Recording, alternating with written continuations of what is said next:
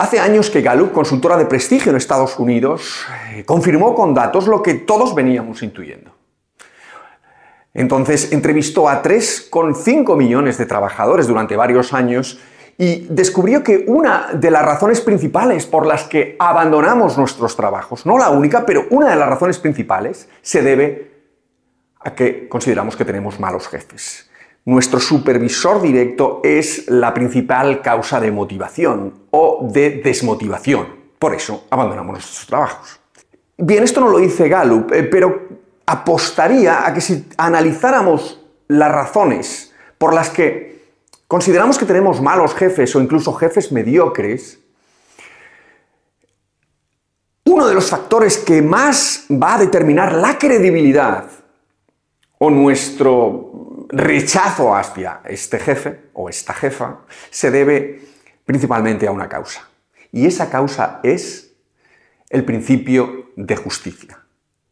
Piénsalo, el 95% de las ocasiones en las que en tu vida has estado enfadado suelen ser porque consideras que algo o alguien han sido injustos contigo. Te pusiste en una furia porque alguien en el camino te cortó con el coche y considerabas que conducía como un descerebrado, por lo tanto fue injusto contigo. Te enfadaste con un amigo porque no te llamó y consideras que debería haberte llamado, debería haberse preocupado de ti, por lo tanto considerabas que fue injusto, etcétera, etcétera, etcétera. Sentimiento de injusticia. Y es que estamos genéticamente diseñados para ser sensibles con la justicia. Porque esto es lo que ha hecho que como especies hayamos evolucionado de la forma que hemos evolucionado. No salía a cuenta estar con una persona que era injusta todo el día en la tribu y que no hacía su parte de trabajo, que no cumplía con sus obligaciones, porque al final esto devenía en un pierde-pierde. Mirad qué diseñados estamos para mostrarnos inconformes en cuanto a la injusticia se refiere. Lo que sucedió en este programa de televisión. Vamos a ver el siguiente programa de televisión, donde sucede una cosa muy interesante. Todo el mundo conoce el programa ¿Quién quiere ser millonario? Entonces los concursantes se someten a preguntas y tienen que responder esas preguntas. El nivel o la complejidad de las preguntas va increciendo en función de que sigan avanzando sucesivamente en el programa.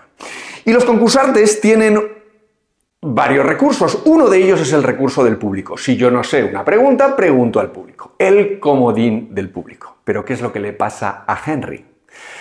Hablamos del programa francés.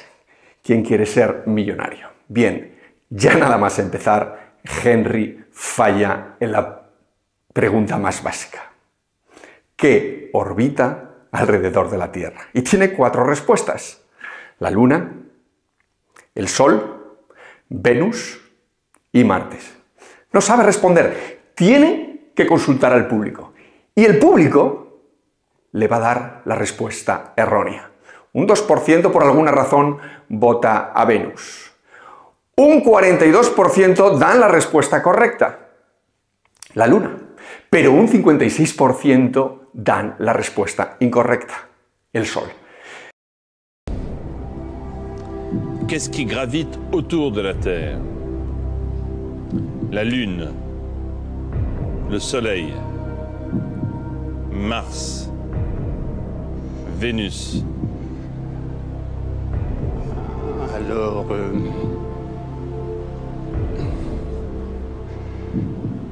qu'est-ce qui gravite autour de la Terre? Prenez votre temps et s'il y avait un doute, utilisez un joker. Tout à fait.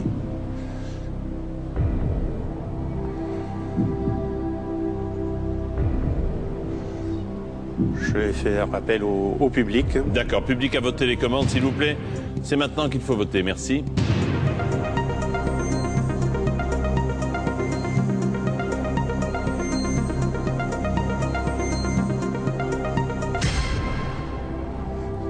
« 56% pensent que le Soleil. » Mars, non, c'est sûr. Vénus, non. La Lune, qu'est-ce qui gravite autour de la Terre? C'est le Soleil.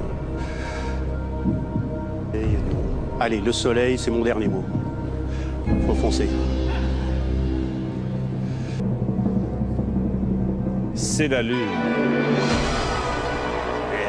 Eh oui. ¿Es que hay un problema en el sistema educativo francés? No, no hay ningún problema. Lo que ocurre es que las personas están indignadas, que no tengan la capacidad, Henry, de saber esta pregunta tan básica. Por lo tanto, es injusto que siga estando en el programa y ocupando el sitio de otra persona.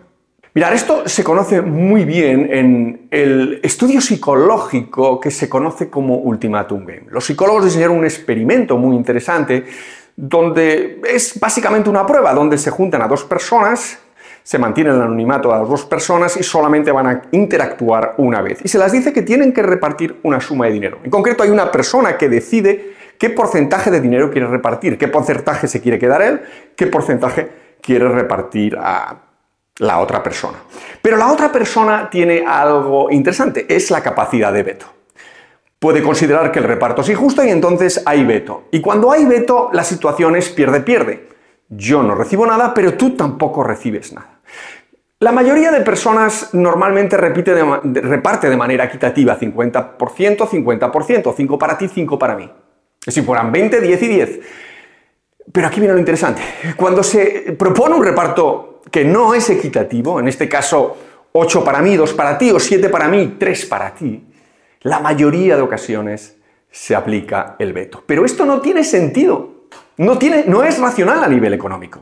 Yo antes del programa venía sin dinero, pero ahora, aunque por lo menos me puedo llevar 2 euros, pues no. Prefiero no llevarme nada a tener la sensación de que la otra persona ha sido injusta conmigo. Y hay una variante de este estudio. Ahora ya no es una persona la que va a repartir, sino un computador, un programa. Y bien, aquí pasa otra cosa muy interesante. Da igual el reparto, yo voy a aceptar cualquier reparto porque considero que una máquina no tiene por qué ser justa. No se lo perdono a una persona, pero se lo perdono a una máquina. Pero hay un problema, y el problema es que la justicia es subjetiva. Sucede en el mundo de las percepciones. Yo puedo considerar contigo que soy justo, pero tú puedes opinar lo contrario. ¿Y qué es lo que podemos hacer? ¿Cómo podemos solventar este problema? Bien, se conoce como justicia procedimental. No es tan importante que lo es el resultado o cómo las cosas tal vez se hayan acomodado como yo creía o consideraba que fueran justas, sino el proceso, cómo se ha hecho, cómo se me ha explicado, qué información se me ha dado, cómo te has comunicado conmigo, cómo has empatizado conmigo. ¿Y qué es lo que tiene que hacer un jefe con respecto al principio de justicia procedimental? Pues tiene que hacer 2 cosas. Los jefes excelentes, los buenos jefes, hacen 2 cosas muy bien y por lo tanto son más justos, o las personas consideran que son más justos. Primero, son más transparentes. ¿Y qué quiere decir ser más transparente? Ser más transparente quiere decir que te preocupas por explicar tus intenciones, te preocupas por explicar el razonamiento de las cosas, te preocupas por compartir las decisiones y explicar el porqué de las decisiones, incluso a veces sobre todo cuando las decisiones son impopulares.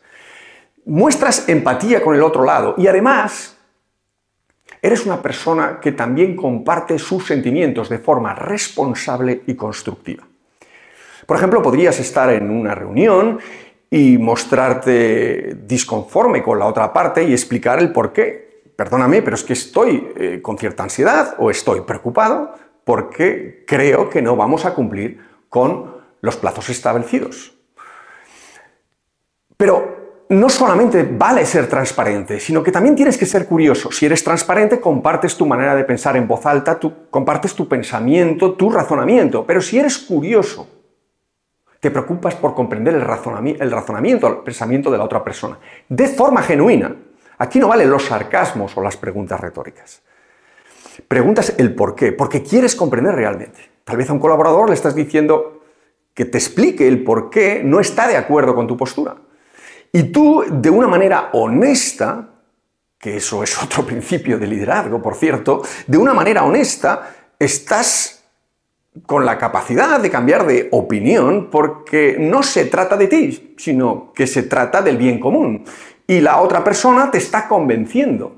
De alguna manera te estás dejando influir porque se te está dando una mejor lógica o se te están exponiendo mejores datos. Pero eso no significa que tengas que decidir por consenso o que no puedas o debas tomar decisiones unilaterales e incluso impopulares. No, cuando los buenos jefes hacen estas cosas, lo que hacen es explicar el porqué, sus motivos, ya lo hemos dicho, ese es el principio de transparencia. Pero también intentan comprender a la otra parte, ese es el principio de curiosidad. A partir de aquí, si las personas no lo comprenden, por lo menos tú habrás hecho tu trabajo. Mirad, los jefes justos, los jefes que cumplen con ese principio de justicia procedimental, son jefes que tienen la capacidad de exigir más de las personas, pero también dan más a las personas. Son jefes que se preocupan de los resultados importan, pero también se preocupan de cómo llegar a esos resultados. Son jefes que exigen, pero también son jefes que reconocen el esfuerzo. Son jefes que sacan lo mejor de las personas, pero son jefes que están ahí continuamente y que son flexibles cuando tienen que serlo, son inflexibles cuando no pueden serlo. Las tres cosas suceden en sintonía: justicia, credibilidad e influencia. Si yo no tengo un jefe que no es justo, no es creíble para mí. Y si no es creíble para mí, ¿cómo demonios va a sacar lo mejor de mí? ¿Cómo demonios me va a exigir aún más y tener toda mi energía y más allá dispuesta al proyecto? Si un jefe no me influye, no va a sacar lo mejor de mí.